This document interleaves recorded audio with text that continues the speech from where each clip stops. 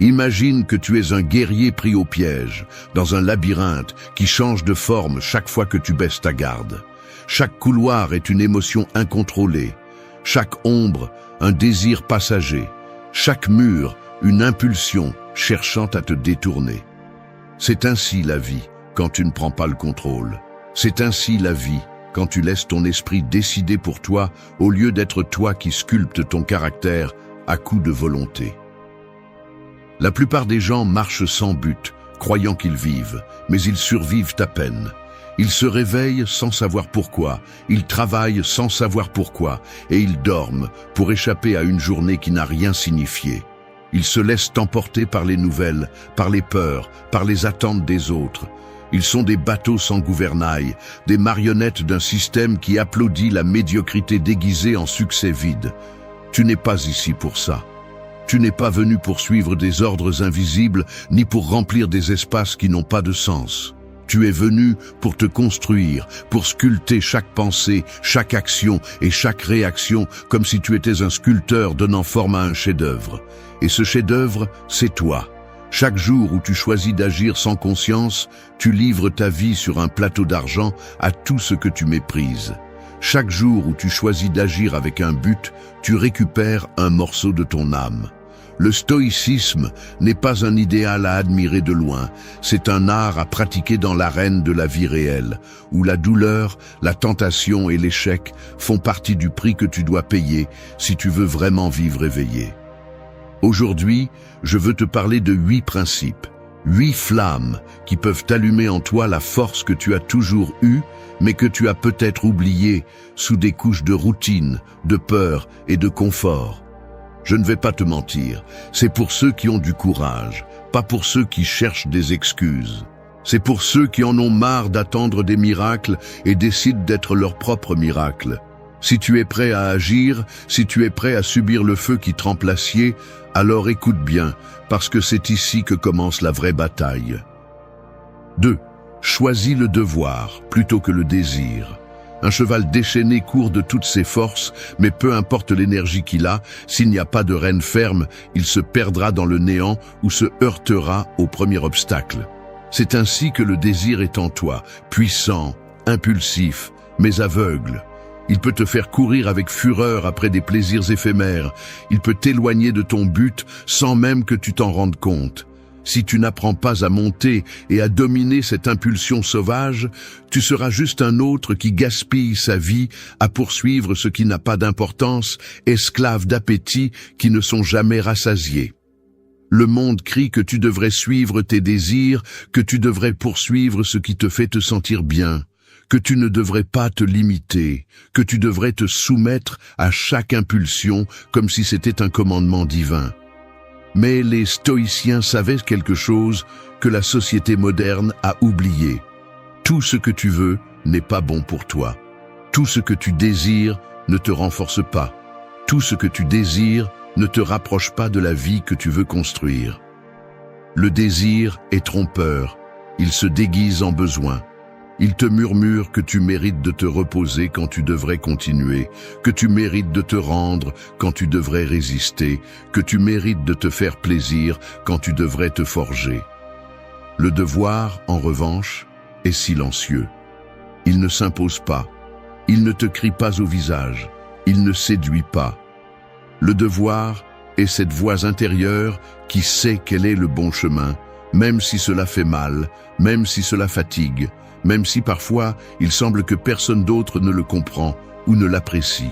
Le devoir n'est pas toujours excitant, n'est pas toujours amusant, mais il est toujours ce qui soutient ton caractère, ce qui maintient ton intégrité intacte lorsque tout autour de toi essaie de te corrompre. Chaque jour, tu as devant toi 2 chemins, celui du désir et celui du devoir. Le désir t'offre des récompenses rapides, des plaisirs immédiats, une reconnaissance bon marché. Le devoir exige de toi de la patience, de l'effort, du renoncement. Le désir t'endort, te rend faible, te transforme en quelqu'un de manipulable, dépendant de stimuli externes pour sentir que la vie vaut la peine d'être vécue.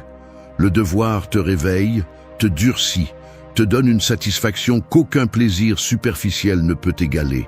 la satisfaction de savoir que tu es maître de toi-même. Ne confonds pas le confort avec le bonheur, ne confonds pas le plaisir avec l'accomplissement, ne confonds pas la gratification immédiate avec une vie pleine. Chaque fois que tu choisis le désir plutôt que le devoir, tu creuses un peu plus ta propre tombe spirituelle. Chaque fois que tu choisis le devoir plutôt que le désir, même si cela fait mal, même si tu n'as pas envie, tu es en train de ciseler une version de toi-même plus forte, plus authentique et plus invincible. Les stoïciens enseignaient que la véritable liberté ne consiste pas à faire ce que tu veux, mais à ne pas être esclave de tes caprices. Quelle valeur a ta liberté si tu ne peux pas dire non à tes propres impulsions? Quelle valeur a ta force si tu te rends à chaque tentation? Quelle valeur a ta vie si tu te limites à chercher le prochain stimulus qui te fera oublier le vide que tu portes en toi? Quand tu choisis le devoir, tu choisis la vie difficile, oui, mais tu choisis aussi la vie qui en vaut la peine. Une vie où chaque pas que tu fais a un but clair, où chaque sacrifice a un sens profond, où chaque matin tu te réveilles en sachant que tu ne t'es pas vendu, que tu ne t'es pas trahi, que tu continues à construire quelque chose qu'aucun échec, aucune critique, aucun coup ne pourra détruire. Alors, quand le doute t'assaille, quand la paresse te tente, quand le plaisir facile t'appelle, rappelle-toi qui tu veux être, pas qui on te dit que tu devrais être, pas qui il est confortable d'être, mais qui tu as décidé avec du sang, de la sueur et du courage de devenir. Là est ton devoir, là est ton véritable pouvoir, et tout le reste n'est que du bruit. 3. Réveille-toi avec un but, pas avec des impulsions. Chaque matin est comme ouvrir les yeux au milieu d'une bataille silencieuse.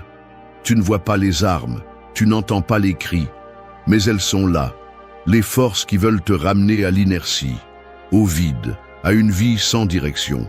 Et si tu ne te réveilles pas avec un but, tu te réveilles comme un soldat désarmé, prêt à être vaincu avant de faire le premier pas. Il y a ceux qui ouvrent les yeux, et la première chose qu'ils cherchent est une excuse pour continuer à dormir. Il y a ceux qui sautent du lit simplement parce que l'horloge les menace, parce que le monde exige leur présence, parce qu'ils ne veulent pas affronter les conséquences de rester immobiles. Et il y a d'autres, très peu, qui se réveillent comme s'ils mettaient une armure, conscients que chaque jour est une opportunité pour se rapprocher de ce qui compte vraiment, pour vivre selon leur but, pas selon leur humeur, ni leurs impulsions, ni les exigences absurdes des autres. Il ne s'agit pas d'être parfait ou d'avoir tout sous contrôle. Il s'agit d'ouvrir les yeux et de te demander avant tout quelle sorte de personne tu veux être aujourd'hui. Quel type de vie tu veux construire avec les actions qui sont sur le point de naître de toi. Parce que chaque acte, chaque mot, chaque décision compte. Chaque matin est un choix, vivre ou végéter, avancer ou reculer, créer ou consommer, diriger ou suivre aveuglément. La plupart vivent leur matin comme un accident, comme une formalité, comme quelque chose qui arrive simplement. Et puis, ils se demandent pourquoi leurs journées se sentent vides, pourquoi leurs semaines s'évaporent sans laisser de traces, pourquoi leurs vies deviennent une somme de regrets et de rêves brisés. Ce n'est pas un mystère, c'est un manque de but, c'est un manque de direction. C'est vivre au rythme d'impulsions qui ne construisent rien, qui ne font que s'user. Le but n'est pas quelque chose de magique qui apparaît lors d'une nuit d'inspiration. Le but se forge, se choisit, se rappelle chaque jour, surtout les jours où tu as le moins envie de t'en souvenir. C'est la boussole qui t'empêche de te perdre parmi les bruits, les fausses urgences, les distractions conçues pour te maintenir faible. Tu ne peux pas attendre de te sentir inspiré pour agir, car il y aura des matins où tu ne ressentiras rien d'autre que de la fatigue ou de l'ennui. Et c'est précisément là que ton but compte le plus, où ton caractère est le plus mis à l'épreuve. Les stoïciens enseignaient que la discipline quotidienne est le chemin vers la liberté intérieure. Et il n'y a pas de discipline s'il n'y a pas d'intention dès le premier instant. Tu ne peux pas laisser la première heure de ta journée être un désordre de notifications, de plaintes et d'excuses. La première heure donne le ton, entraîne ton esprit à t'obéir ou à te dominer, tu décides. Quand tu te réveilles, ne demande pas ce que tu as envie de faire, demande ce qui est juste à faire. Ne te demande pas comment tu te sens, demande dans quelle direction tu veux avancer. Ne te demande pas ce que le monde exige de toi, demande ce que ton propre potentiel exige de toi. Et ensuite, agis, sans hésiter, sans négocier, sans demander la permission. Parce que chaque matin est une petite vie, et chaque vie gaspillée est un rappel brutal que le temps ne va pas t'attendre. Si tu veux une existence qui vaut la peine, si tu veux du respect pour toi-même, si tu veux pouvoir te regarder dans le miroir et savoir que tu n'as pas trahi ce que tu as en toi, alors réveille-toi avec un but, tous les jours, sans excuse, sans raccourci, sans hésitation. C'est seulement ainsi que tu cesseras d'être la victime des impulsions et que tu commenceras à être l'auteur de ton destin. 4. Forge ton caractère dans le feu de l'adversité. Un morceau de métal faible se déforme à la première étincelle, mais l'acier véritable ne naît qu'après avoir supporté la chaleur brûlante de la forge. Chaque coup qu'il reçoit, chaque seconde qu'il résiste dans le feu, le transforme, le durcit, le purifie. Il en va de même pour le caractère humain, car sans souffrance, sans épreuve, sans résistance, il n'y a pas de force qui vaille la peine d'être admirée. La plupart fuient la douleur comme si c'était une malédiction. Ils courent loin de la difficulté comme si c'était une erreur. Ils se cachent de l'adversité comme si c'était quelque chose qu'ils ne devraient pas expérimenter. Mais la réalité est simple et brutale. La douleur est le prix de la grandeur, la difficulté est le prix de la transformation, et l'adversité n'est pas l'ennemi, c'est le théâtre où se révèle qui tu es vraiment. Tu peux prétendre être fort quand tout va bien. Tu peux te tromper en croyant que tu as du courage, alors que le chemin est plat, mais ce n'est qu'au moment où tout s'effondre, au moment où la vie te frappe avec toute sa cruauté, que tu sais de quoi tu es fait. Tu ne peux pas demander une vie facile et en même temps vouloir être invincible. Tu ne peux pas demander du confort et ensuite espérer avoir le caractère nécessaire pour résister aux tempêtes. Tout ce qui vaut la peine d'être construit exige un prix. Et ce prix est souvent l'adversité elle-même. C'est la douleur qui te démasque, qui te force à regarder tes propres faiblesses en face, qui te force à décider si tu te brises ou si tu te durcis. Les stoïciens n'acceptaient pas seulement l'adversité, ils la cherchaient comme celui qui aiguise son épée avant d'entrer en combat. Non pas parce qu'ils aimaient la souffrance, mais parce qu'ils comprenaient que chaque difficulté est une opportunité d'entraînement. Chaque coup une opportunité de renforcement. Si chaque fois que quelque chose fait mal, tu t'arrêtes, si chaque fois que quelque chose se complique, tu recules, tu signes ton arrêt de mort. Si chaque fois que tout semble s'effondrer, tu choisis de rester ferme, de faire un pas de plus, de lever la tête, même si le monde veut te voir tomber, alors tu forges en toi quelque chose qui ne peut être brisé. N'attends pas que la vie te traite avec des gants de soie. Ne crois pas aux contes où tout arrive facilement et sans sacrifice. Ne te trompe pas en croyant que tu es fort simplement parce que tu as eu de la chance jusqu'à présent. La véritable force est silencieuse, elle ne se vante pas, elle n'a pas besoin d'applaudissements. Et elle se construit en supportant, en résistant, en te relevant encore et encore, même quand tu ne vois plus le sens de continuer. Chaque défi que tu affrontes est une question silencieuse que la vie te lance. Vas-tu te briser ou vas-tu te forger? Chaque douleur que tu traverses est une opportunité de polir ton caractère, de devenir quelqu'un qui non seulement survit, mais qui grandit, qui se renforce, qui transforme chaque défaite en une couche supplémentaire de résistance. Arrête d'attendre des conditions idéales pour être fort. Arrête de rêver de chemins faciles.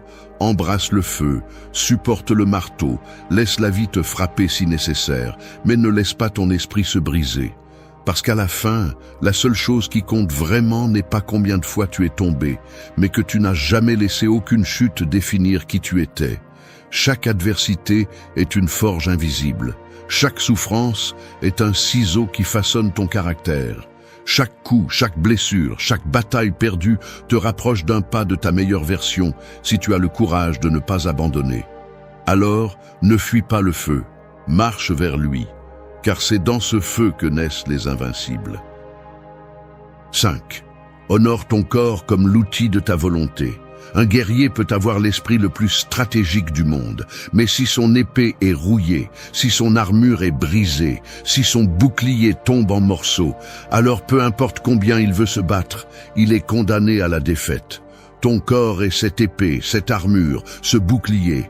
C'est le véhicule qui transporte ton esprit et ta volonté à travers la vie.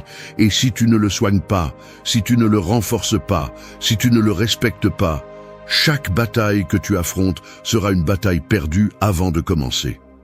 La société actuelle a vendu l'idée que prendre soin de son corps est une question superficielle, une question esthétique, une obsession vide de bien paraître devant un miroir.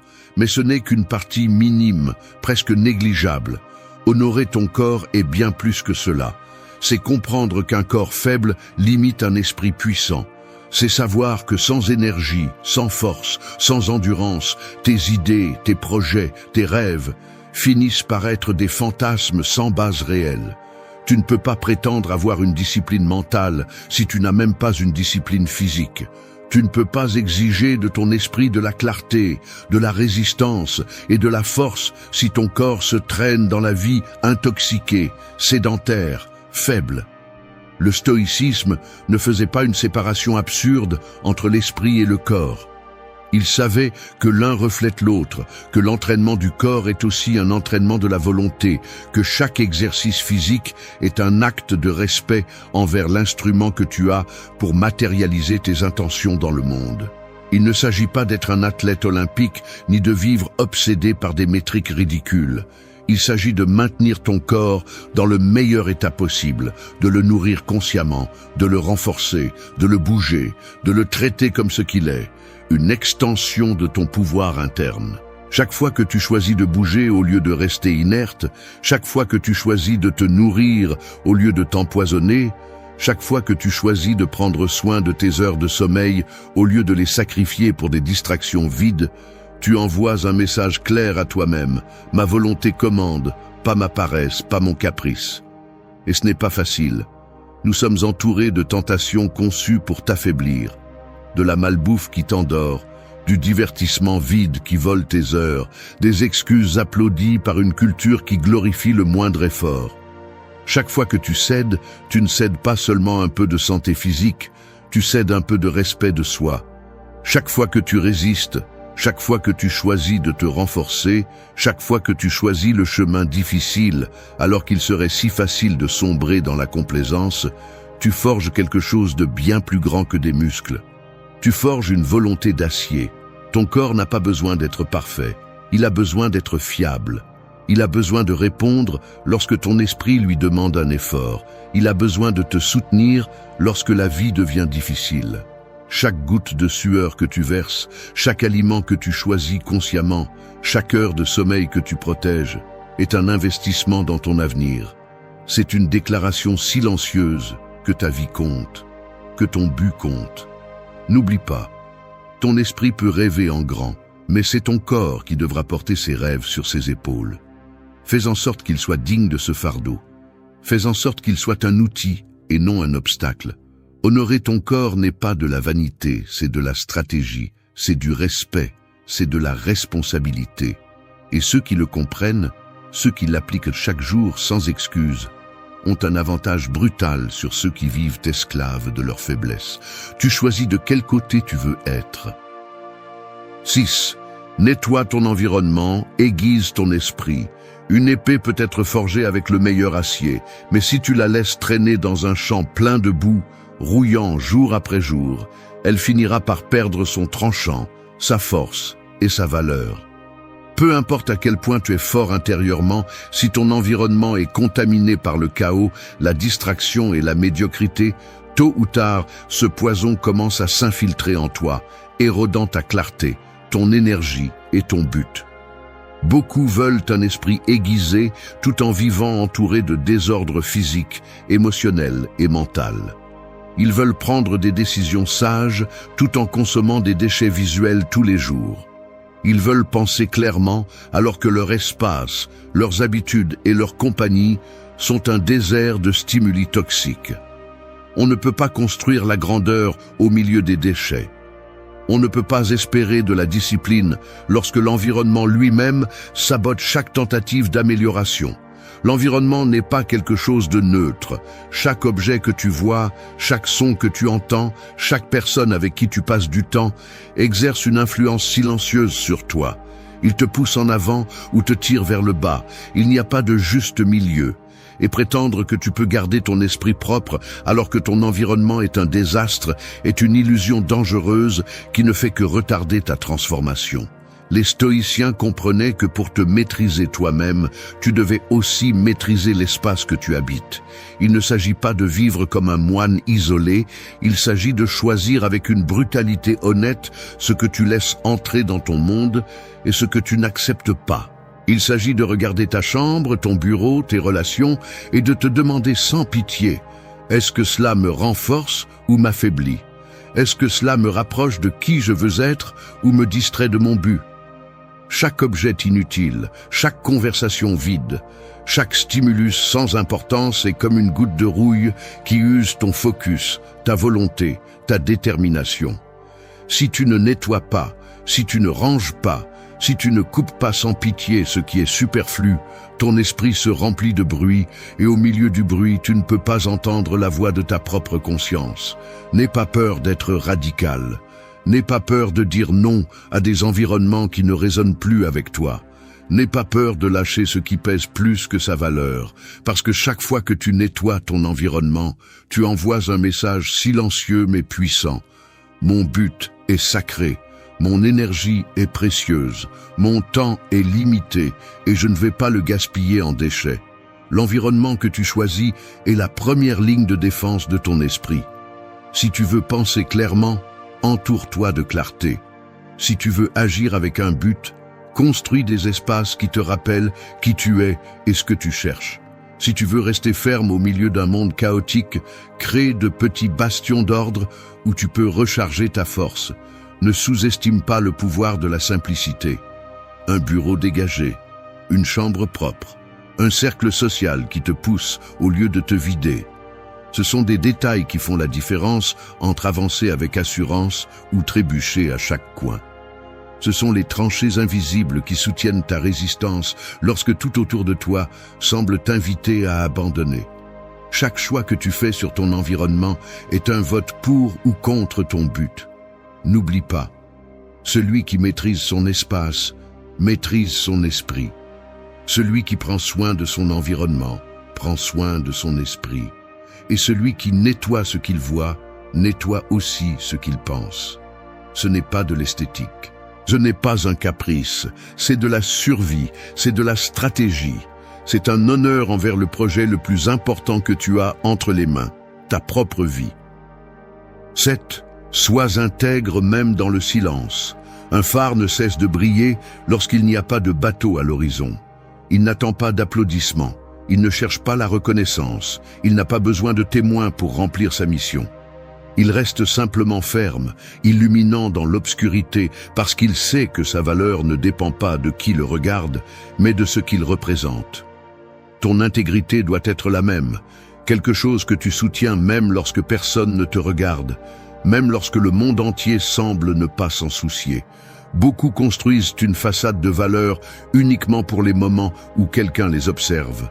Ils sont justes quand cela convient. Ils sont honnêtes quand quelqu'un peut les récompenser. Ils sont courageux quand des caméras filment. Mais quand les lumières s'éteignent, quand la solitude les enveloppe, quand il n'y a plus de témoins pour juger leurs actes, leur véritable essence se révèle. Et c'est là, dans ce silence, dans cette solitude, que l'intégrité réelle est mesurée, pas celle des discours, pas celle des apparences, mais celle qui définit ton caractère à un niveau que personne ne peut falsifier. Le stoïcisme enseigne que la vertu est sa propre récompense. Tu n'as pas besoin de témoins pour agir correctement. Tu n'as pas besoin de récompense pour faire ce qui est juste. Tu n'as pas besoin que personne t'applaudisse pour rester ferme dans tes principes. Parce que la personne qui compte le plus, la personne que tu ne peux jamais tromper, la personne qui sera avec toi jusqu'à ton dernier souffle, c'est toi. Chaque fois que tu décides d'agir avec droiture, lorsque personne ne te regarde, Chaque fois que tu choisis la vérité quand il serait facile de mentir, chaque fois que tu tiens ta parole, même si personne ne va te reprocher si tu échoues, tu renforces quelque chose en toi qui est plus précieux que n'importe quelle reconnaissance extérieure. Tu construis une confiance en toi qui ne dépend de l'opinion de personne. Tu crées un noyau interne inébranlable qui peut résister aux tempêtes les plus brutales. L'intégrité n'est pas glamour, elle n'est pas bruyante, elle n'est pas spectaculaire, mais c'est ce qui soutient ceux qui laissent vraiment une trace dans le monde. Parce que tôt ou tard, la vie met tout le monde à l'épreuve. Et au moment de l'épreuve, quand la pression écrase, quand les masques tombent, quand la douleur ou la tentation appellent, seuls ceux qui ont cultivé l'intégrité dans le silence pourront rester debout. Il ne s'agit pas d'être parfait, il s'agit d'être conscient, de savoir que chaque petite action compte, de comprendre que chaque choix en solitude est une déclaration de qui tu es au plus profond de toi. De ne pas avoir besoin de public pour être la meilleure version de toi-même, de vivre comme si chaque moment était un serment devant ta propre conscience. Le chemin de l'intégrité n'est pas facile. Parfois tu sentiras que personne ne l'apprécie, que personne ne le remarque, que personne ne s'en soucie. Parfois tu verras comment d'autres prospèrent sur la base de tromperies, de raccourcis et de masques. Et dans ces moments, il sera plus difficile de tenir bon. Mais ce seront aussi les moments où tu grandiras le plus, où tu poliras le plus ton caractère, où tu seras le plus proche de devenir quelqu'un de véritablement invincible. Parce qu'au final, la plus grande récompense n'est pas l'approbation des autres. C'est pouvoir te regarder dans le miroir et respecter celui que tu vois. C'est savoir que, même si tout s'effondre autour de toi, ton honneur reste debout. C'est avoir la tranquillité brutale de celui qui sait qu'il n'a jamais trahi ce qui compte vraiment, même si personne d'autre ne le savait. Alors, sois le phare. Brille même si personne ne regarde. Reste ferme même si le monde est indifférent. Parce que celui qui est intègre dans le silence est invincible dans la tempête. 8. Que tes actes parlent plus fort que tes mots. Une cloche peut être suspendue en haut d'une tour, brillante, lourde, imposante, mais si elle ne sonne pas, si elle ne vibre pas avec force, c'est comme si elle n'existait pas. Peu importe à quel point elle semble impressionnante, sa véritable valeur réside dans l'écho qu'elle laisse dans l'air. Il en va de même pour toi. Peu importe ce que tu dis que tu vas faire, peu importe ce que tu promets, peu importe ce que tu déclares au monde, si tes actions ne font pas écho dans la réalité, si ta vie ne soutient pas chaque mot qui sort de ta bouche. Aujourd'hui, les discours, les slogans inspirants, les intentions nobles qui s'évaporent dès que l'inconfort apparaît sont légion. Les réseaux sont remplis de promesses vides, de déclarations de principes qui s'effondrent à la première tentation, de masques qui tombent à la moindre brise. Mais la vérité est brutale et simple. Ta parole vaut exactement ce que valent tes actes, ni plus ni moins. Le stoïcisme nous enseigne que l'honneur véritable ne réside pas dans ce que tu proclames, mais dans ce que tu fais quand personne ne t'applaudit, quand personne ne t'écoute. Quand les conditions ne sont pas idéales. Les mots peuvent séduire, peuvent impressionner, peuvent manipuler, mais les actes sont incorruptibles. Les actes sont ta véritable voix. Ils sont l'empreinte que tu laisses dans le monde, la marque qui parle pour toi bien après que tu te sois tu, chaque fois que tu agis en cohérence avec tes valeurs, chaque fois que tu choisis l'effort plutôt que l'excuse, chaque fois que tu tiens une promesse que personne ne pensait que tu tiendrais, tu façonnes une réputation qui n'a pas besoin d'ornement. Tu construis une autorité silencieuse qui ne nécessite pas que tu élèves la voix pour être respecté. Car au final, le véritable respect ne se réclame pas, il se conquiert par l'exemple. Parler beaucoup et agir peu est une maladie de notre époque. Et chaque fois que tu tombes dans ce piège, tu affaiblis ta crédibilité, tu érodes ta confiance en toi, tu deviens quelqu'un qui ne peut même pas se faire confiance. Car tu sais, au fond de toi, que tes mots pèsent moins que tes excuses, que tes promesses pèsent moins que tes peurs. Ne dis pas que tu vas changer, change. Ne dis pas que tu vas commencer, commence. Ne dis pas que tu vas résister, Résiste. Ne remplis pas l'air de mots si tu n'es pas prêt à remplir ta vie d'actes. Car chaque mot que tu ne soutiens pas par l'action est une dette qui vide ton âme petit à petit. Imagine-toi un château construit sur du sable, grand, imposant, mais fragile. Il suffit qu'un vent souffle ou que la marée monte pour le voir tomber, pour voir comment tout ce qui semblait fort n'était qu'une illusion. C'est ainsi que la plupart des gens vivent, en feignant la solidité alors que leurs valeurs s'effondrent à la première tempête. La vérité est la suivante. Si ta valeur dépend de ce que les autres pensent, disent ou font pour toi, tu es fini avant même de commencer. Peu importe combien tu t'efforces d'être accepté, combien d'affection tu donnes, combien tu te sacrifies. Si tu ne construis pas sur un roc solide, sur toi-même, sur ton respect, ton but, ton essence, tu vas t'effondrer encore et encore. Aujourd'hui, nous ne sommes pas venus pour décorer des châteaux de sable. Nous sommes venus pour construire de véritables forteresses. Cette vidéo est pour ceux qui en ont assez de chercher la validation, pour ceux qui sont prêts à payer le prix d'être authentiques, fermes et surtout libres. Nous allons parler des erreurs courantes qui minent ta valeur aux yeux des autres. Nous allons les arracher à la racine. Et ensuite, nous allons planter les principes stoïciens que tu dois maîtriser si tu veux devenir quelqu'un qui n'est pas seulement respecté, mais impossible à ignorer. N'attends pas de phrases douces. N'attends pas de réconfort. Ici, nous allons forger le caractère, même si ça fait mal, parce que seul celui qui est maître de lui-même peut être vraiment grand. Commençons. 1. Renverse les autels. Personne ne mérite d'être au-dessus de toi. Un piédestal est une prison déguisée en admiration. Plus tu places quelqu'un haut dans ta vie, plus tu te diminues. Plus tu dépends, plus tu as besoin, plus tu oublies qui tu es. Et là, dans cet oubli, tu commences à tout perdre. Chaque fois que tu traites une autre personne comme si elle était supérieure, comme si son approbation ou sa présence était un prix que tu dois gagner, tu brises un morceau de ta propre valeur. Peu importe si c'est quelqu'un que tu aimes, quelqu'un que tu admires ou quelqu'un que tu veux impressionner. Le moment où tu donnes ta dignité pour que quelqu'un d'autre la gère, tu es perdu. La société t'a appris à mettre les autres au-dessus de toi. On t'a dit qu'il y a des personnes spéciales, que tu dois chercher à être accepté, que tu dois te sentir chanceux s'ils te regardent, s'ils te choisissent, s'ils te permettent d'être à leur côté. Mais c'est un mensonge qui maintient des millions de personnes à genoux, désespérées pour des miettes de validation. Personne, absolument personne, ne mérite d'être sur un autel que tu as construit toi-même.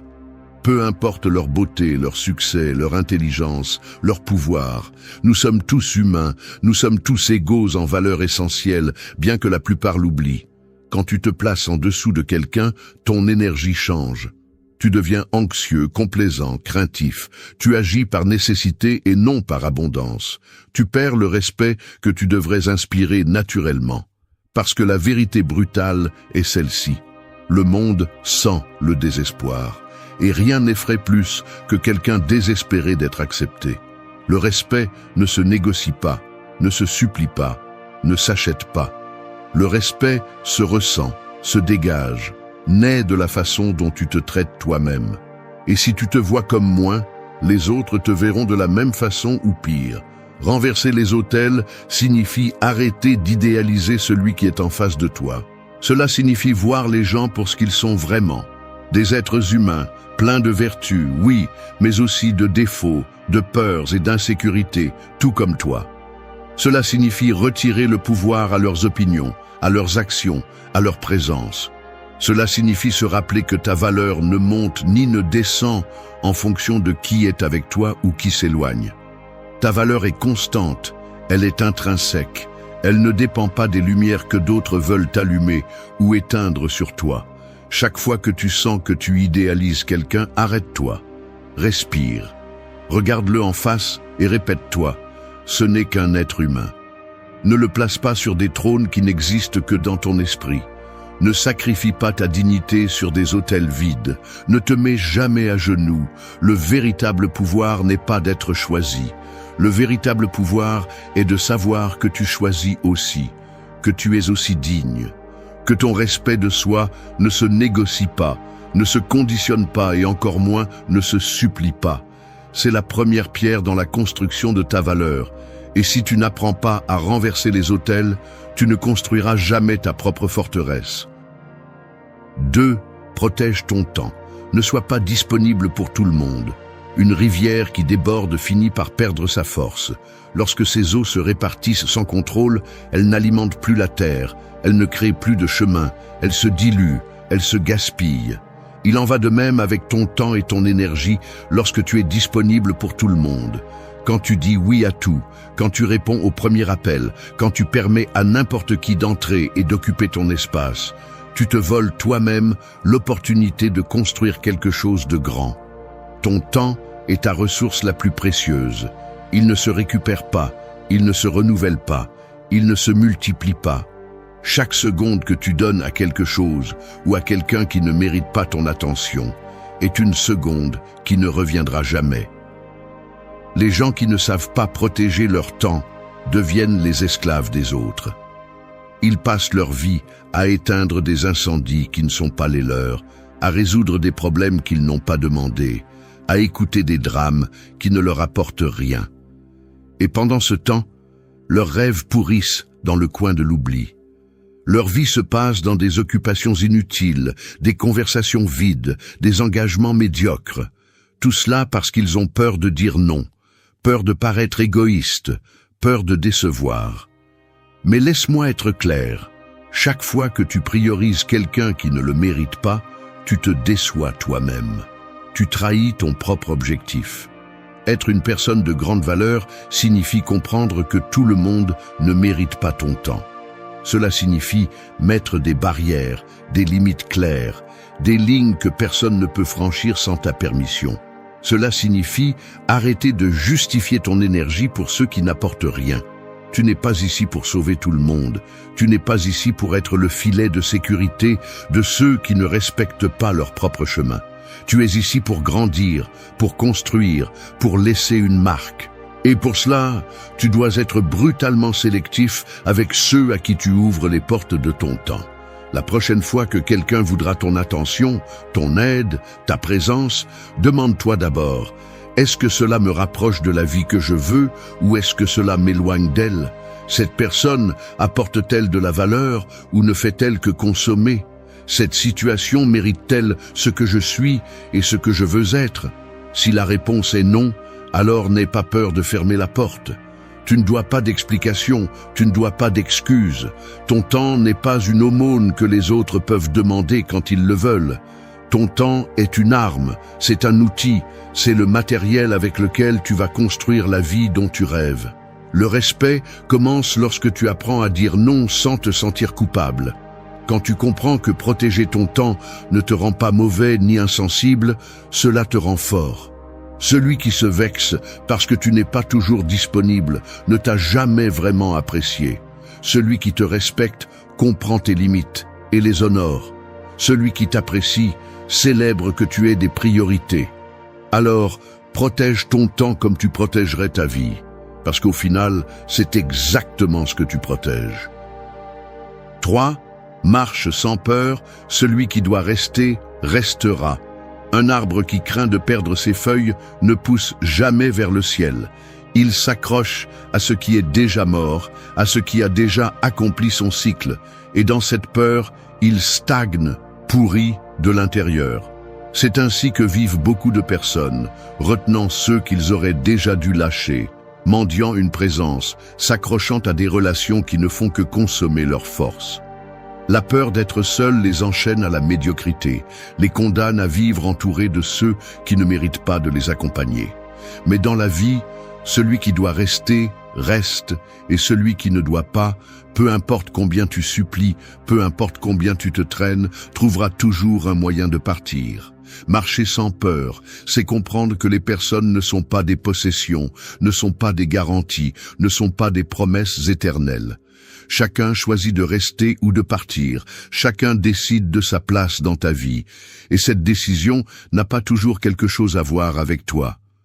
Parfois, les gens s'éloignent parce qu'ils ne peuvent pas marcher à ton rythme, parce qu'ils ne comprennent pas ta vision, parce que leur chemin est différent, et c'est bien. Tu n'es pas moins précieux parce que quelqu'un choisit de partir. Tu ne perds pas ton essence parce que tu perds des compagnons. Ce qui compte vraiment, c'est que tu continues à marcher, la tête haute, les yeux fixés sur ce que tu veux construire.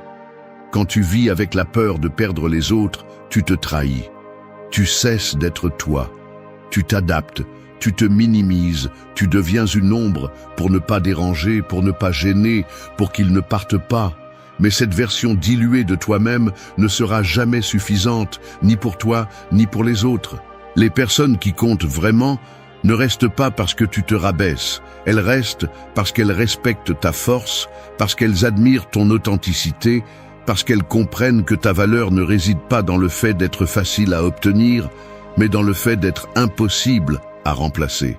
Chaque pas que tu fais doit être ferme, chaque choix doit être le tien, pas une réaction à la peur de perdre. Laisse la vie faire son travail, qu'elle emporte ce qui ne doit pas être, et qu'elle te rapproche de ceux qui appartiennent vraiment à ton histoire. Aie confiance en ce que le vide laissé par certains n'ouvre que de l'espace pour de nouvelles forces, pour de nouvelles loyautés, pour de nouvelles possibilités. Tous ceux qui t'accompagnent maintenant ne sont pas destinés à traverser avec toi le reste du chemin. Et ce n'est pas grave. Ne t'accroche pas à celui qui ne veut pas rester. Ne sacrifie pas ta croissance pour retenir celui qui ne peut pas voler à ta hauteur. Marcher sans peur est l'un des actes les plus puissants que tu peux faire. C'est envoyer un message clair au monde. Je n'ai pas besoin d'être approuvé. Je n'ai pas besoin d'être accepté. Je n'ai pas besoin d'être soutenu. Je suis complet tel que je suis, et celui qui veut rester devra marcher à mes côtés, pas me tirer en arrière. C'est ainsi que l'on construit le respect. C'est ainsi que l'on construit la valeur.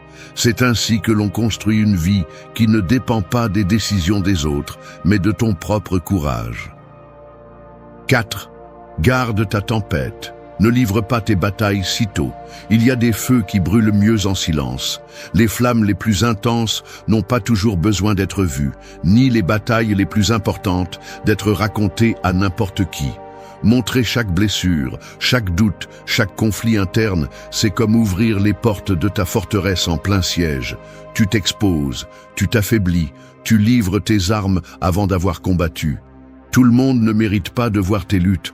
Tout le monde ne mérite pas de savoir à quoi tu penses, à quoi tu rêves, ce qui te fait mal. Protéger ta tempête est un acte de respect envers toi-même. C'est reconnaître que ton monde intérieur ne peut pas être disponible pour n'importe qui passe dans ta vie. Nous vivons à une époque où tout le monde semble désespéré de montrer son processus, de crier chaque chute, de raconter chaque tempête, comme si cela les rendait plus précieux, plus intéressants, plus humains. Mais la vulnérabilité mal livrée n'inspire pas le respect, elle inspire la pitié. Montrer ta lutte à ceux qui ne le méritent pas, c'est inviter à la compassion vide ou au jugement déguisé en intérêt. Il y a des batailles que tu dois mener seul, en silence, avec pour seule compagnie ta détermination. Non pas parce que tu es de pierre, non pas parce que tu es froid, mais parce que tu comprends que tous les regards ne sont pas alliés, que toutes les paroles que tu reçois ne viennent pas avec de bonnes intentions. Garder ta tempête ne signifie pas tout avaler jusqu'à te briser. Cela ne signifie pas ne pas demander d'aide quand tu en as vraiment besoin. Cela signifie être stratégique. Cela signifie reconnaître qui a gagné le droit de voir ta lutte et qui ne l'a pas. Cela signifie comprendre que ta douleur, tes plans, tes batailles sont trop précieux pour être exposés dans des vitrines publiques en attendant la compréhension de gens qui ne comprennent même pas leur propre vie. Ton processus est sacré, ta croissance t'appartient. Tout le monde ne mérite pas de le voir en construction. Chaque fois que tu ressens le besoin de raconter tes peurs, tes plans, tes défaites, demande-toi d'abord si la personne en face de toi a prouvé qu'elle méritait cette part de toi. Demande-toi si ouvrir ton âme maintenant te renforce ou t'affaiblit. Demande-toi si tu cherches vraiment du soutien ou si tu cherches simplement quelqu'un pour te dire ce que tu veux entendre. La véritable croissance vient de l'affrontement de ta tempête de l'intérieur, de la construction d'un refuge qui ne dépend pas du climat extérieur. Quand tu réussis à garder ta tempête, tu développes quelque chose que très peu de personnes ont, un noyau interne inébranlable. Tu apprends à être ton propre refuge, ton propre moteur, ta propre source de force. Tu n'as pas besoin de validation, tu n'as pas besoin de permission, tu n'as pas besoin d'applaudissements. Tu as juste besoin de continuer à avancer, en silence si nécessaire, avec la certitude que chaque bataille bien gardée est une victoire qui se construit d'abord dans l'invisible, puis dans l'invincible. 5. Exige le respect ou éloigne-toi. La porte la plus dangereuse que tu peux laisser ouverte est celle qui permet de petites offenses, celles qui semblent inoffensives, mais qui, si tu ne les fermes pas à temps, finissent par se transformer en attaque directe contre ta dignité. Chaque blague déplacée, chaque mot méprisant déguisé en plaisanterie, chaque geste de dédain déguisé en négligence est un test que le monde te pose. Si tu ne l'affrontes pas, si tu ne fixes pas la limite, tu signes ton arrêt de mort pour être traité comme quelqu'un qui ne mérite pas de respect. La vie ne te donne pas ce que tu demandes, elle te donne ce que tu exiges et ce que tu tolères. Et si tu tolères le manque de respect, tu le recevras comme la norme, pas comme l'exception. Le respect ne se demande pas s'il te plaît. Il ne se négocie pas. Il ne se supplie pas. Il s'exige par la façon dont tu te comportes avec toi-même et avec les autres. Il s'exige par tes actions, par ton attitude, par ton silence quand c'est nécessaire, et par ta parole ferme quand quelqu'un essaie de franchir la ligne. Tu n'as pas besoin de crier, tu n'as pas besoin de te battre, tu n'as pas besoin d'humilier personne. Tu as juste besoin d'avoir la clarté intérieure que ta valeur n'est pas un sujet de discussion et d'agir en conséquence. Celui qui ne peut pas le respecter ne mérite pas une seconde de plus de ton temps, de ton énergie ou de ta présence. La raison pour laquelle tant de personnes finissent par être piétinées est qu'elles ont peur de déranger, peur d'être seules, peur de perdre quelque chose. Mais la véritable perte se produit lorsque tu restes dans des endroits où tu dois demander le respect comme si tu demandais l'aumône. Le véritable respect naît de la perception que les autres ont de ta relation avec toi-même. Si tu te vois faible, si tu doutes, si tu hésites, si tu fais comme si de rien n'était pour ne pas créer de conflit, tu leur apprends qu'il est acceptable de te négliger. Tu leur apprends que ta dignité ne t'importe pas assez. Exiger le respect implique aussi de savoir quand ne rien dire et simplement t'éloigner. Toutes les batailles ne se livrent pas à coups de cris. Parfois, la réponse la plus puissante est la distance. Tout le monde ne mérite pas une explication, une discussion, une seconde chance. Il y a des situations où la seule chose que tu dois faire est de fermer la porte fermement et de ne pas regarder en arrière. Non par fierté, mais par respect pour toi-même. Parce que celui qui ose te manquer de respect une fois et qui ne fait pas face à des conséquences claires, le fera très probablement à nouveau. Chaque jour, dans chaque interaction, tu enseignes au monde comment il doit te traiter. Tu construis ta marque personnelle, ton identité émotionnelle. Ne permets pas que ce soit une marque faible, ne permets pas que ce soit une identité négociable, que ce soit clair dès le départ. Celui qui veut une place dans ta vie devra la gagner avec respect. Et s'il ne le fait pas, marche. Ne cours pas, n'explique pas, ne supplie pas. Marche fermement, car celui qui respecte son chemin ne marche jamais seul longtemps. 6. Ne mendie jamais de la valeur. Celui qui ne la voit pas ne te mérite pas. Un joyau enterré sous la boue ne perd pas sa valeur parce qu'il est sale. Il attend simplement que quelqu'un avec le regard correct sache le découvrir. Ainsi est ta valeur. Elle existe indépendamment de qui la voit, l'accepte ou l'ignore. Mendier la reconnaissance, c'est oublier cette vérité. C'est te livrer sur un plateau à ceux qui ne sont même pas capables de reconnaître leur propre valeur, en attendant des miettes d'attention, en espérant que quelqu'un d'autre te confirme ce que tu devrais avoir tatoué sur la peau. Tu n'as pas besoin d'être vu pour avoir de la valeur, tu n'as pas besoin d'être approuvé pour être digne. Quand tu commences à supplier pour être accepté, tu entres dans un jeu que tu ne gagneras jamais. Peu importe combien tu t'efforces, combien tu t'adaptes, combien tu te rabaisses. Pour celui qui ne veut pas te voir, tu seras toujours invisible. Pour celui qui ne sait pas reconnaître la valeur, tu seras toujours insuffisant. Et dans cette recherche désespérée, tu finis par te déformer. Tu cesses d'être toi-même pour devenir une caricature conçue pour plaire à celui qui, au final, ne sera jamais satisfait. Le problème n'est pas en toi. Il est dans leur incapacité à reconnaître ce qu'ils n'ont jamais appris à valoriser. Chaque fois que tu ressens le besoin de prouver ta valeur à quelqu'un, arrête-toi. Demande-toi pourquoi tu penses que tu as besoin de convaincre quelqu'un que tu es suffisant. Demande-toi d'où vient ce besoin. Parce que si ta valeur dépend des yeux des autres, tu es en danger. Aujourd'hui, ils t'admirent, demain, ils te méprisent. Aujourd'hui, ils t'applaudissent, demain, ils t'ignorent. Et si ton estime de toi monte et descend avec cette marée, tu n'auras jamais de stabilité réelle. Tu ne seras jamais maître de toi-même. Tu n'as pas à t'expliquer. Tu n'as pas à convaincre quelqu'un que tu mérites l'amour, le respect ou la loyauté. Ta tâche n'est pas de supplier pour être vu. Ta tâche est de continuer à grandir, à te polir, à construire, avec la certitude que la valeur authentique n'a pas besoin de publicité. Les bonnes personnes te verront sans que tu aies à le crier. Ils te choisiront sans que tu aies à supplier. Ils resteront sans que tu aies à mendier. Et ceux qui ne le font pas ne méritent tout simplement pas une place dans ta vie. Le monde est plein de personnes aveugles à la valeur réelle parce qu'elles sont piégées dans des superficialités, des masques, des attentes brisées. Ne perds pas ton temps à essayer d'ouvrir les yeux à celui qui ne veut pas voir.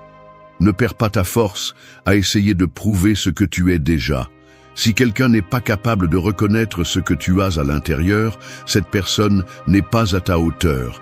Et ce n'est pas une raison de tristesse, c'est une bénédiction déguisée, parce que cela te libère du fardeau de traîner avec toi celui qui n'allait être qu'un poids mort sur ton chemin. Ne mendie jamais de valeur, non par arrogance, mais par dignité. Ton énergie est trop précieuse pour être dépensée en celui qui ne sait pas quoi en faire. Reste ferme, continue à grandir en silence, continue à briller même si personne ne regarde. Parce que la vraie valeur, celle qui compte, n'a pas besoin d'être reconnue pour exister. Elle a juste besoin d'être vécue avec force chaque jour. 7. Défends ton essence. Tes principes ne sont pas négociables. La racine d'un arbre qui s'étire en cherchant l'approbation du vent finit par se briser lors de la première tempête. Elle n'a pas été faite pour bouger avec chaque courant. Elle a été faite pour soutenir, pour résister, pour rester ferme, même lorsque tout autour d'elle change. Ton essence fonctionne de la même manière. Chaque fois que tu plies tes principes pour plaire, pour t'intégrer, pour éviter le conflit, tu te détaches de ta propre racine. Chaque fois que tu négocies ce que tu es pour ne pas déranger les autres, tu deviens quelque chose de faible, de vide, de fragile, incapable de soutenir ton propre poids lorsque les véritables défis arrivent. La société célèbre ceux qui s'adaptent, ceux qui sont flexibles, ceux qui disent oui avec un sourire, même s'ils crient non à l'intérieur. Mais cette flexibilité mal comprise est un piège. Il n'y a rien d'admirable à être tout pour tout le monde, si dans le processus, tu cesses d'être quelqu'un pour toi-même. Tes principes sont le noyau qui soutient ton identité. Ce sont les limites qui marquent jusqu'où tu es prêt à aller, et ce que tu ne trahiras jamais, peu importe la pression, peu importe le coût. Chaque fois que tu acceptes quelque chose qui va à l'encontre de tes valeurs, chaque fois que tu te tais quand tu devrais parler, chaque fois que tu participes à quelque chose que tu sais être mal, juste pour être accepté, tu perds un morceau de toi. Et le problème est que ces pertes ne sont pas immédiatement visibles. Elles sont silencieuses, elles sont lentes, mais elles s'accumulent jusqu'à ce qu'un jour tu te regardes dans le miroir et que tu ne saches plus qui tu es. Défendre ton essence ne sera pas toujours confortable. Parfois, cela te coûtera des relations, des opportunités, des chemins plus faciles. Mais ce que tu gagnes en retour est inestimable. Tu gagnes toi-même, tu gagnes ton propre respect, tu gagnes la paix de savoir que tu n'as pas besoin de te vendre pour survivre. Les gens de grande valeur ne négocient pas leur essence parce qu'ils comprennent que tout ce qui vaut dans cette vie a un prix et que le prix d'être authentique, d'être ferme, d'être réel est élevé. mais il est toujours préférable de vivre dans la misère de celui qui se trahit tous les jours. Tout le monde ne te comprendra pas, tout le monde ne t'applaudira pas, et c'est bien. Tu n'as pas besoin d'être compris par ceux qui ne savent même pas soutenir leur propre masque. Défendre ton essence, c'est marcher dans la vie avec le dos droit, sachant que tu ne dois rien à personne d'autre qu'à tes principes, que tu n'as pas à expliquer pourquoi tu es comme tu es, ni à demander la permission de l'être. C'est avoir la force de dire non quand tout le monde dit oui, la clarté de t'éloigner quand quelque chose ne vibre pas avec toi, le courage de soutenir ta vérité même si le sol tremble. Ce genre de force est rare, ce genre de force dérange. Mais c'est aussi celle qui sépare ceux qui passent inaperçus de ceux qui laissent une trace. Reste ferme. Défends ton essence comme tu défendrais ta vie, parce qu'au fond, c'est exactement la même chose. 8. Maîtrise ton feu intérieur. Reste imperturbable. Le fer ne se forge pas dans des eaux tranquilles. Seul le feu, la pression et le coup constant le transforment en quelque chose de plus fort, de plus résistant, de plus précieux. Mais si le feu n'est pas contrôlé, s'il est laissé libre, il ne forge pas, il détruit. Il en va de même pour toi. En toi, il y a une force brutale, une énergie capable de construire des empires ou de tout détruire en quelques secondes. Si tu ne maîtrises pas ton feu intérieur, tu seras esclave de tes émotions, tu seras otage de tes impulsions, tu seras un jouet entre les mains du chaos. Rester imperturbable ne signifie pas être froid ou indifférent. Cela signifie avoir appris à gouverner cette tempête interne sans te laisser emporter. La plupart des gens réagissent au monde comme une feuille face au vent. Si quelque chose va mal, ils explosent, se brisent, accusent, pleurent, maudissent. Ils sont victimes de chaque changement externe, de chaque mot prononcé, de chaque regard fuyant. Ils vivent en offrant leur paix à des circonstances qu'ils ne contrôlent pas. Mais celui qui maîtrise son feu intérieur devient le maître absolu de son monde. Il peut ressentir de la colère, de la douleur, de la frustration, mais il ne devient pas ses émotions. Il les observe, les comprend, les canalise. Il ne les nie pas, il ne les réprime pas, mais il ne les laisse pas non plus le gouverner. Le véritable pouvoir n'est pas d'éviter de ressentir, mais de ne pas être possédé par ce que tu ressens.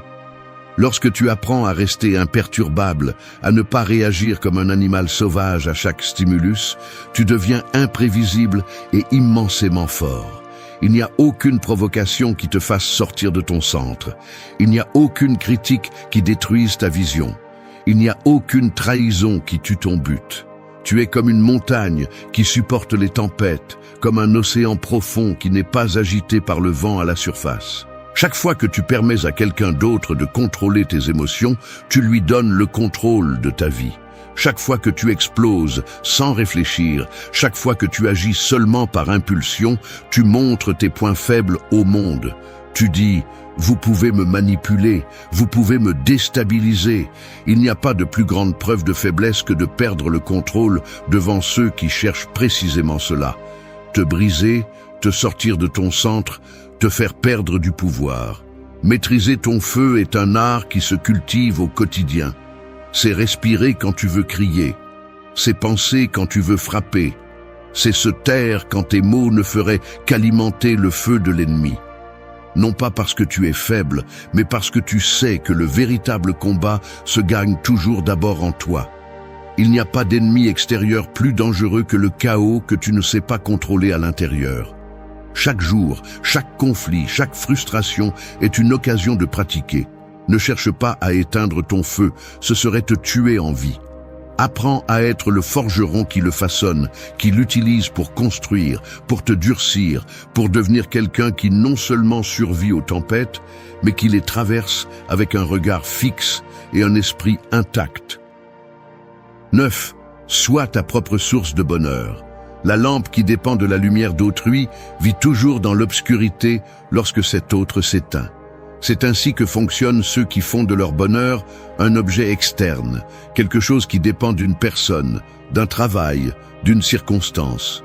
Ils marchent dans la vie en cherchant quelqu'un pour allumer leur lumière, sans comprendre que plus ils attendent dehors, plus ils porteront d'obscurité en eux. Le vrai bonheur n'est pas une faveur que quelqu'un te fait, ce n'est pas un cadeau que quelqu'un te donne, ce n'est pas quelque chose que tu peux trouver dans le regard d'une autre personne. C'est une décision brutale, solitaire et quotidienne d'être toi-même la source de ce dont tu as besoin. Quand ta joie dépend des autres, tu deviens vulnérable, tu deviens esclave. Il suffit que cette personne change, s'éloigne, meure, pour que ton monde s'écroule. Et le problème n'est pas que la vie change. Le problème est que tu n'aurais jamais dû construire ta paix sur des fondations que tu ne contrôles pas. Faire de quelqu'un d'autre le responsable de ton bonheur, c'est lui imposer une charge qui ne lui appartient pas, et qui tôt ou tard finira par l'écraser ou le repousser. Personne n'est venu dans ce monde pour te compléter. Personne n'est venu pour te sauver de toi-même. Cette tâche n'appartient qu'à toi.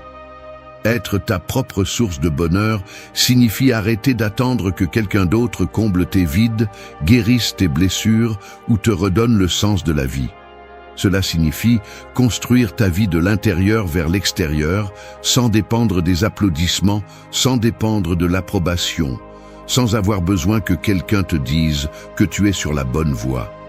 Cela signifie savoir apprécier ta solitude, savoir embrasser tes réussites sans besoin de témoins, savoir trouver un but dans tes propres pas même si personne ne regarde. Non pas parce que tu ne veux pas partager ton chemin, mais parce que tu comprends que celui qui marche à tes côtés sera un choix, pas un besoin désespéré. La plupart échouent parce qu'ils vivent en attendant le bonheur comme on attend un train qui ne sait pas s'il va passer. Mais le bonheur n'est pas quelque chose qui vient à toi, c'est quelque chose qui se construit avec chaque petit acte de respect envers toi-même. C'est le résultat d'être cohérent avec tes principes, de prendre soin de ton corps, de renforcer ton esprit, de t'entourer de ceux qui ajoutent et de t'éloigner de ceux qui soustraient. Ce n'est pas de la magie, ce n'est pas de la chance, c'est une conséquence. Être ta propre source de bonheur ne signifie pas être insensible, ni vivre isolé du monde. Cela signifie être complet avant de te partager. Cela signifie ne pas avoir besoin de personne pour être, mais pouvoir profiter de celui que tu choisis sans attache, sans chaîne, sans peur. Quand tu es ta propre source, ta présence devient un cadeau, pas un fardeau. Ta compagnie devient un refuge, pas un puits à remplir. Et là, à partir de cette solidité, tu construis des relations réelles, profondes et libres, non pas à partir du besoin, mais à partir de l'abondance. 10. Complète ta vie avant d'inviter quelqu'un à la partager. Une maison en construction n'est pas prête à recevoir des invités. Peu importe à quel point elle semble belle de l'extérieur, si à l'intérieur, il y a encore des murs non finis, des fondations faibles, des toits à moitié construits. Il en va de même pour ceux qui cherchent de la compagnie sans avoir fini de construire leur propre vie. Ils veulent inviter quelqu'un dans un espace rempli de vide, d'insécurité, de manque qu'ils espèrent que l'autre réparera. Mais personne ne devrait porter le poids de compléter la vie que tu n'as pas eu le courage de construire. Avoir un partenaire, des amitiés profondes ou toute relation significative ne peut pas être l'excuse pour combler tes vides. Personne ne vient te sauver, personne ne vient te donner un but, personne ne vient compléter ce que tu n'as pas voulu affronter. Si tu n'es pas capable d'être bien avec toi-même, si tu ne peux pas profiter de ta solitude, de ton chemin, de tes batailles, alors tu n'as rien de solide à offrir. Inviter quelqu'un dans ta vie sans l'avoir d'abord complété est un acte d'égoïsme déguisé en amour. C'est demander à quelqu'un d'autre de poser des briques là où tu as laissé des ruines, de soutenir des murs que tu n'as même pas essayé de lever. Compléter ta vie ne signifie pas avoir tout résolu, être parfait ou ne pas avoir besoin de personne. Cela signifie avoir travaillé sur ton but, ta paix, ta force intérieure. Cela signifie avoir une direction claire, une structure qui peut soutenir non seulement tes rêves, mais aussi partager de l'espace pour que d'autres ajoutent, pas pour qu'ils viennent réparer ce qui est cassé. La vraie maturité se mesure à la capacité d'être suffisant pour toi-même avant d'être compagnie pour quelqu'un d'autre. Ne mets pas le poids de ton bonheur, de tes attentes, de tes peurs entre les mains d'une autre personne. Ce n'est pas juste pour toi ni pour celui qui accepte d'être à tes côtés. Ta vie doit être un espace que d'autres veulent visiter parce qu'ils y trouvent la paix, l'inspiration, la force, pas parce qu'ils se sentent obligés de combler tes vides. C'est ainsi que se construisent des relations réelles, fortes, libres, non pas à partir du manque, mais à partir de la plénitude. Compléter ta vie est l'acte d'amour de soi le plus puissant que tu puisses faire. Et quand tu y arrives, tu découvres que tu n'as pas besoin d'inviter quelqu'un, parce que celui qui doit arriver arrivera seul, attiré par la force irrésistible de quelqu'un qui est déjà tout ce qu'il a besoin d'être.